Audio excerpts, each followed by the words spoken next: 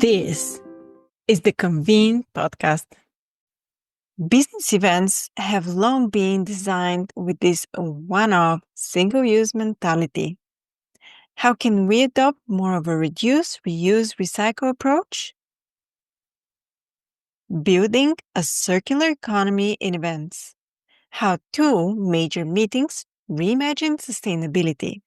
Written and read by Michelle Russell, Editor-in-Chief of Convene. Let's start with a definition of the circular economy. The circular economy is deeply rooted in the understanding that our old linear system is not working.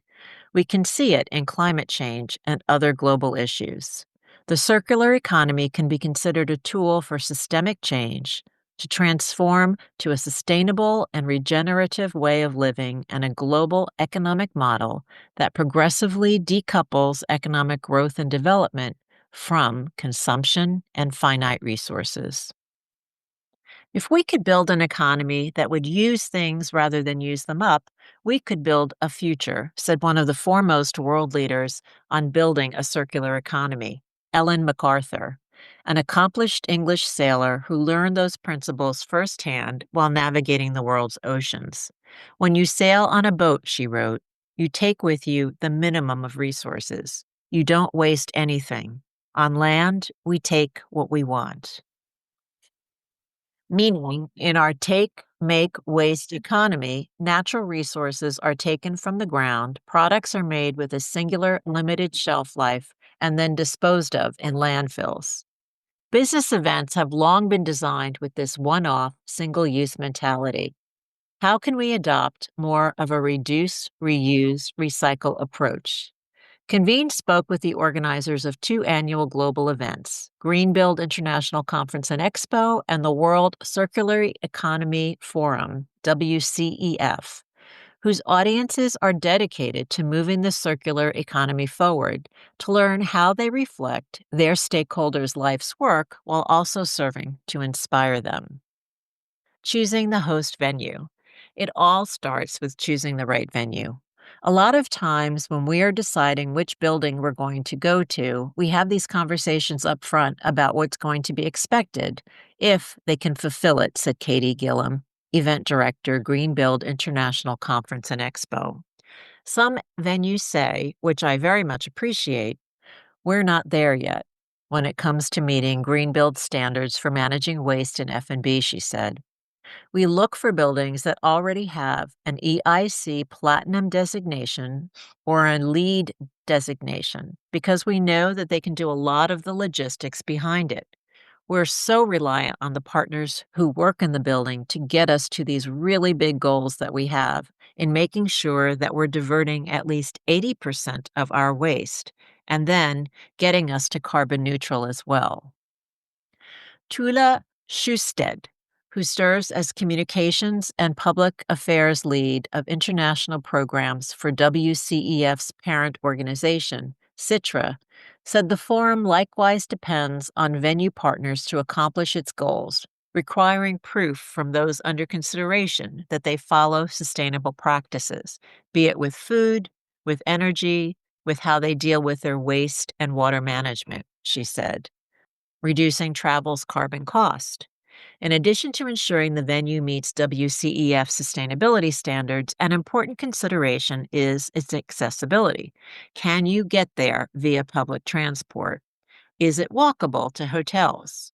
If you have a venue that is not quite as compact as those where everything is in one place, Tula said, if people need to shift from place to place, we guide them and provide them with means of transportation that aren't that carbon intense, like if you can use rental bikes. Part of the mindset shift to circular thinking, Tula said, is to make people aware that these kinds of things can be purchased as a service. It doesn't always have to be something that you have and own, because that's one of the things about circularity, to try to guide people into thinking, I can be free from ownership. I don't need to have that burden. I can have a variety of selections to pick from depending on when and what I need. WCEF compensates or offsets the carbon footprint of all its speakers' travel and we encourage other participants to do so on their part as well, Tula said. Also, when we're informing people of how to come to the forum, we bring up alternatives. For instance, at last year's event, registrants were guided that if they can come by land, there are nice train routes leading to Brussels from everywhere in Europe, she said, and we managed to encourage many people to do so. That travel recommendation became part of the WCEF experience. Participants who came by train used social media to organize informal meetups with others attending the forum, using the travel time to engage with them at different stops along the way, Tula said. Building greener booths. Greenbuild has extensive requirements for exhibitors' booths that cover everything from their energy use to booth materials to furniture and equipment, which must be reused, rented, or donated after the show, for example. Called GMEG, the Greenbuild Mandatory Exhibitor Greening Guidelines. In order to ensure compliance, Greenbuild offers exhibitors training, also available for reference. According to a 2022 CISO research report, the area with the highest potential contribution to B2B trade show waste in North America from booth materials is carpeting. WCEF uses only reusable carpet tiles in the expo area, whereas Greenbuild eschews carpet entirely, something that is communicated to stakeholders. You have to talk about it because if you are going to another event that has carpeted aisles and it looks nice and pristine, and then you come to Greenbuild and you see the bare floor, Gillum said, it doesn't look as attractive. Gillum said the message is conveyed that it's a sustainability, not a budgetary decision. Shifting mindsets around F&B. At WCEF, Tula said, we only offer vegetarian food and preferably vegan. When we met in Rwanda in Africa, we recognized it is a culture where meat is a very basic ingredient on their plate. But still, we wanted to get their mindset shifted so it doesn't have to be the way that it's always been done. And it can even be a nice surprise for the audience. Our African counterparts had an assumption that people wouldn't be happy to get meals served that didn't have any meat. But, she added, there ended up being very little negative feedback. It's about teaching people to rethink how things are done, Tula said. And I think we're a lot further in that thinking when it comes to vegan or vegetarian options compared to 5 to 10 years ago when you may have just gotten a salad and beans on your plate. Greenbuild offers a boxed lunch and 2 plated lunches, as well as an off-site meal during the event, and works with consultancy Honeycomb Strategies on F&B as well as other sustainability initiatives. We have a higher percentage of vegan and vegetarian than probably most shows, Gillum said, and we don't do any red meat at all. We also prefer that the majority of the food is sourced within 50 miles of the venue, when possible.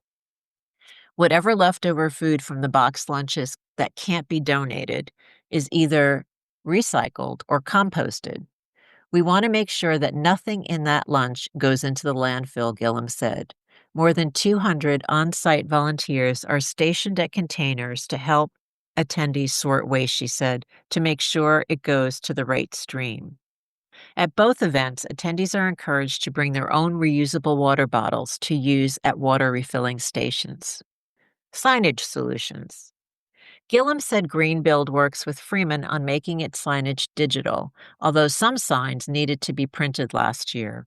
What we try to do, especially with hanging banners, she said, is reuse them for 3 years, listing Greenbuild's locations and dates over a 3-year period. But that circular approach has some drawbacks, including when accounting for carbon emissions associated with storing signage. We are now working with Freeman on creating new signage every year, some hanging signage or the meter boards on a different material that is 100% compostable, recyclable, Gillum said.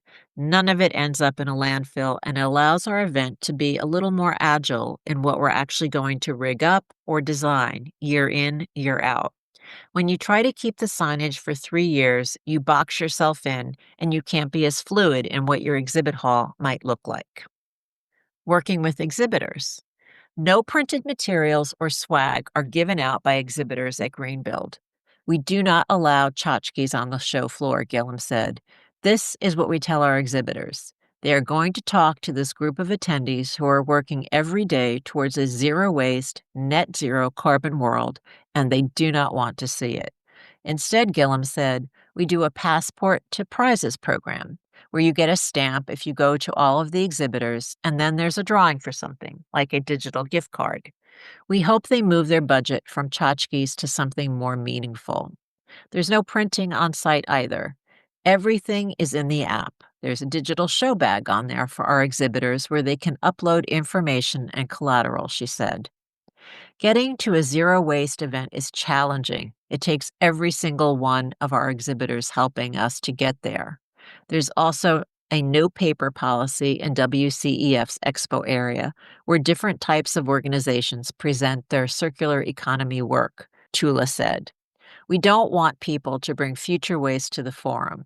We know that when you go to conferences and get a bag and fill it up with all kinds of brochures, many times they end up in the hotel room bin. So much for leaving a mark.